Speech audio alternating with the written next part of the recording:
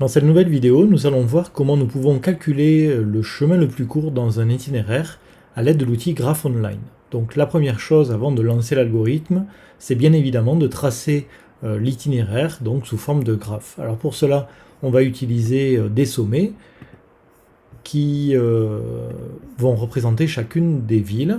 Alors ici, on choisit bien personnaliser le texte pour pouvoir indiquer le nom de la ville. Alors je vais mettre une première ville. Voilà, on ajoute un sommet et puis on va rajouter une deuxième ville. Et ainsi de suite pour toutes les villes que vous souhaitez rajouter pour faire par exemple l'exercice qui est proposé. Alors une fois qu'on a indiqué les villes, il faut tracer maintenant les chemins. Donc on va lier les sommets et on va sélectionner un sommet et le suivant et on va donner un poids à ce lien, un poids à l'arête qui va correspondre au nombre de kilomètres. Donc ici c'est 4 km et vous pouvez rajouter le petit texte si vous le souhaitez.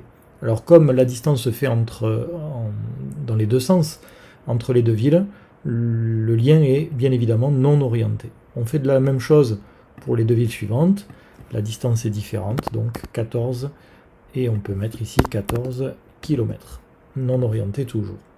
Et ainsi de suite, donc pour toutes les villes qui va composer votre carte pour le calcul de votre itinéraire. Une fois que vous avez finalisé l'exercice et que vous avez indiqué toutes les villes ainsi que toutes les routes, vous obtenez ce graphe. Il ne reste plus qu'à lancer l'algorithme de Rijkaard qui permet de calculer le plus court chemin entre deux villes.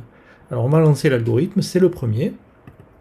Et là, il vous demande de sélectionner le point de départ et la ville d'arrivée.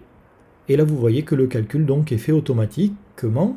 Vous avez ici la valeur de ce trajet le plus court, qui est ici 59,5 km. Et vous avez donc le tracé de ce chemin le plus court.